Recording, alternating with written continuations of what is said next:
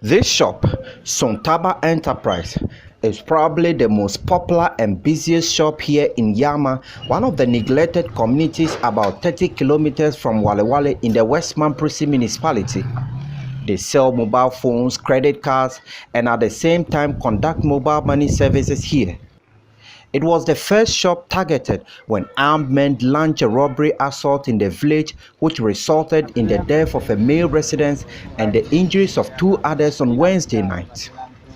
Joy News has learned a number of customers were inside the shop when the attack occurred. Ali Tolata was one of them, but he was lucky to have escaped the attack unhurt. When we hear the gunshot, so we step outside to see what happened. So immediately we step outside. We saw them coming in. Two of them ran into the road. So I take one direction, I also take that way one direction. So immediately when I was to pass, they even caught me and I escaped. So I ran away and he also ran away. So we were there crying for help, but we couldn't get because they're firing everywhere. Eyewitnesses and victims say the six armed gang arrived on 3 motorbikes and began to fire indiscriminately to scare the villagers before looting the shops. Mohammed Buhari is the owner of the shop. He was also caught up in the attack, but he too successfully fled the scene unharmed. Two was outside shooting the guns, so everybody ran away, leaving them here.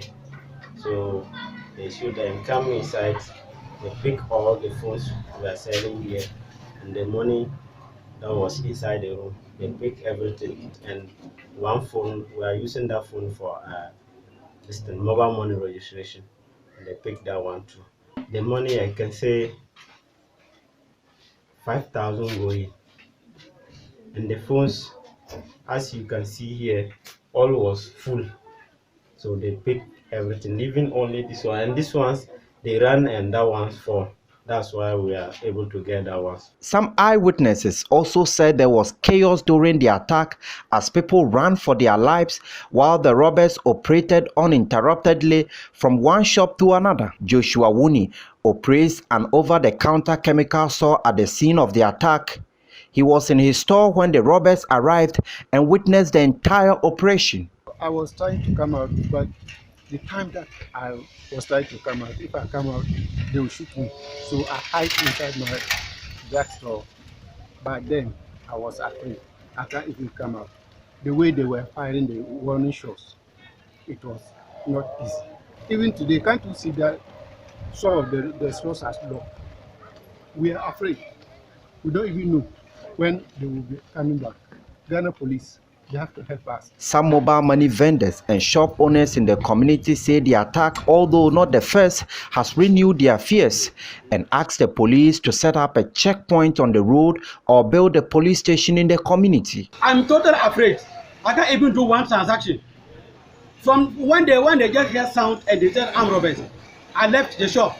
I ran away with my boys. We couldn't come back. Even up to date, we couldn't do even single transaction. We don't know where to find our transaction phones. We throw them away and ran for our life. No security were there to protect us. Some of the residents are also accusing the police of failing to protect them and have indicated their readiness to form vigilante groups to protect themselves.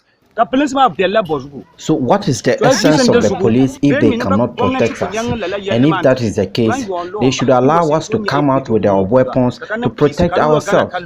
The victims, according to the residents, were hit by bullets from the indiscriminate firing of the guns by the robbers. The disease has since been buried while the wounded were still being treated. The robbers fled after the operation, leaving behind one motorbike before the police could arrive. The motorbike has since been detained by the community members after they refused to hand it over to the police. The police in the municipality said an active manhunt was underway to track down the perpetrators. Ilyasu Tanko reporting.